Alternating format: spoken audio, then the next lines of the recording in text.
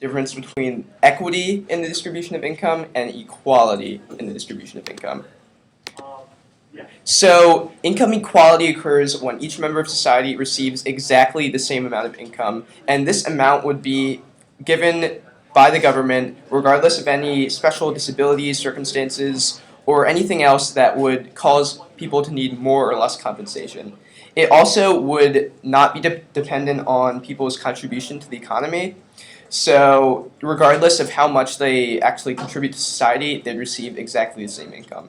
And this is approaching a system similar to what Bernie Sanders is proposing, so a democratic socialist government as opposed to the capitalist free market government we currently have in place.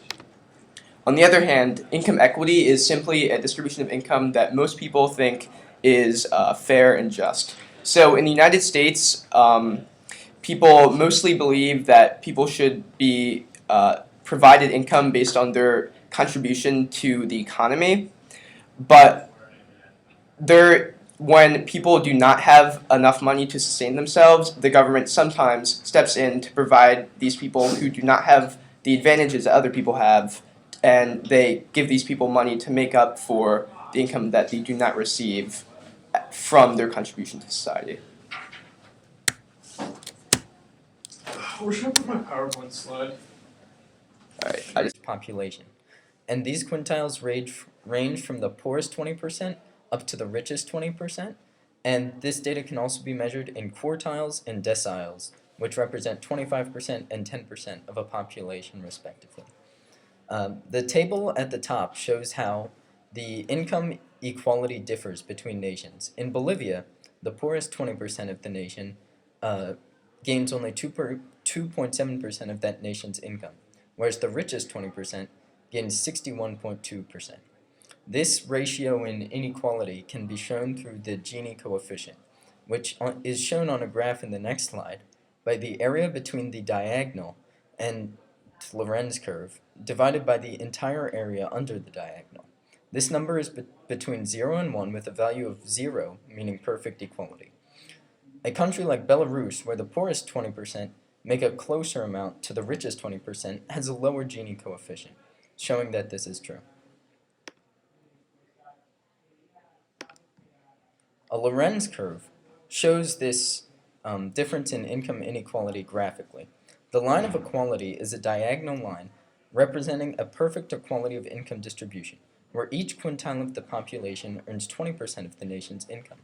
A country like Belarus, with a more equal income, has a line closer to this perfect income equality, whereas Bolivia has a line further away.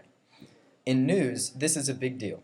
In Indonesia's Gini ratio advancing just 0.01 to 0.4 shows a major increase in equality in the nation. Poverty is an income level that is considered minimally sufficient to sustain a family in terms of food, clothing, medical needs, and so on. Absolute poverty is a fixed standard of what households should be able to count on in order to meet their basic needs of life. On the other hand, relative poverty is a line based on a threshold of 60% of the national median equivalized household income. This is significant because looking at countries such as the United States or developed European countries, they have a developed poverty line, and people who fall under the poverty line will be aided by the government in terms of revenue so that they can buy the basic needs the basic things they need for life, such as food, clothing, and other medical needs. However, on the other hand, looking at developing countries or third world countries such as Peru or India, the poverty line is less defined, and people who should or need the help from the government do not receive it because of the way that it is structured. So, what causes poverty? Location and geographical factors are huge in how poverty is affected.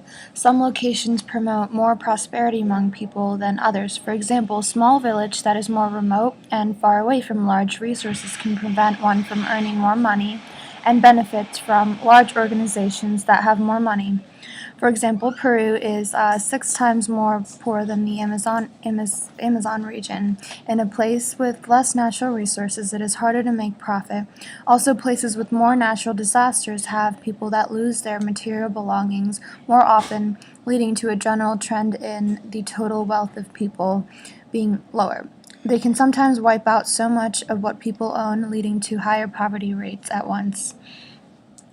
Education and other training skills are also causes of poverty. When people live directly, where people live directly impacts the resources that they have at hand. And this, for example, in more remote regions, there is less development and access to education and training that can help better one's skills. Those skills are generally what open one up to newer opportunities in employment. So, income inequality in relation to the way people are educated in a region, the less educated they are, the less likely it is for them to advance their careers and make more money. Therefore, less resources and businesses in remote areas allow people to not make as much money. And another very important factor or cause is health. So, about how people in a region function is also impacted by higher poverty rates in the first place. The more people cannot function their everyday routines or feed their necessities, the more they become incapable of producing more for the economy or being able to work in general. Money on means of welfare and other things that people who fall under the poverty line will receive because of the fact that they cannot afford the means of life. Also, there's more economic decay as poverty rates increase because with poverty rates is usually unemployment rates, and when less people are working or are without money, then there's less money being circulated around the country, and the economy will suffer. People's health is also affected because when people get more when people don't have enough money to support their own health or treat diseases, then people also get more ill and don't have. Just cut. Used in promoting equality, as taxing the upper class of a country provides more money for the government, while keeping taxes low for the middle and lower classes. A direct tax is a tax such as income tax, which is levied on the income of a person who pays it, rather than on a good or a service. An indirect tax is a tax which is put upon a good when purchased, which increases the cost of the good for the customer. An example of this can be seen in sales tax. Now, the difference here is that direct taxes are put on a person rather than a good, and an indirect tax is one that is put on a good or a service, which then increases its price. A progressive tax is one that increases when the amount of taxable money increases. This can be seen with income tax, wherein the income of a person is taxed more the more money the person makes, up to a certain threshold where the tax plateaus at a certain percentage of the person's income. The reason it is called a progressive tax is because it progresses higher the higher amount of money there is to tax. A regressive tax is the opposite of a progressive tax, as it decreases as the taxable amount increases. An example of this can be found in the U.S. Social Security system, where people of a higher income bracket receive less money than those in a lower one. A proportional tax is different from the other kinds, as it stays the same no matter what the amount of taxable money is. Sales tax is another example of this, as it only varies per state based on the laws, but the amount of money taxed does not change based off of the amount of money involved in the actual purchase. So in order to get income equality to reach the Lorenz curve represented on the last slide, the government has to find ways to promote this income inequality. And the most common way that the government does this is through undertaking expenditure. Now, the government will undertake expenditure in order to promote merit goods. Examples of merit goods include education, healthcare, and infrastructure, as they all prove positive for society when consumed by people. Now, in order to promote these merit goods, the government has to undertake expenditure, as said before, and in order to do so, they have to increase taxes. These taxes will be used to allocate funds towards promoting subsidies in order to increase the amount of education, healthcare, and infrastructure provided. A second way that the government acts in society in order to promote merit goods is through initiating price ceilings and price floors. The government will do this so that goods that are commonly consumed, such as corn shown on the slide, can be consumed by people of all social classes, not just the wealthy.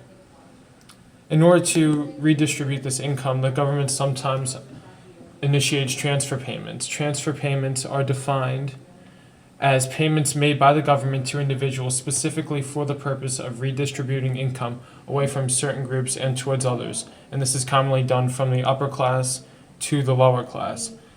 Sometimes these examples of income redistribution include old age pensions, disability pensions in order to help those who are unable to work, or unemployment benefits for those that need time to find new jobs. And another way is through student grants so that people can get better educated in order to get better jobs in the future. Efficiency and allocation of resources. A certain amount of income redistribution is necessary, but there is a trade-off between equity and efficiency, such that expanding to a certain level of equity will yield negative consequences.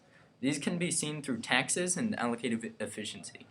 In market failure correction, increasing taxes will correct this allocative efficiency, but changes in tax prices due to this equity of the distribution of income will actually lead to negative allocation of resources. In the resource market, high income equality can only be achieved with a highly progressive tax system, which taxes exponentially in parallel with income earned. These income taxes lead to a poor allocation of resources in order to redistribute income to the poor. A counter to this trade-off is that the negative effects are mainly in theory, and in practice, there are no significant effects on resource allocation seen in a true marketplace. Further, imperfect allocation of resources can be seen through the use of transfer payments, government expenditures on merit goods, and government intervention in markets, which all create resource allocative efficiency while attempting to correct the problem of equity of income distribution.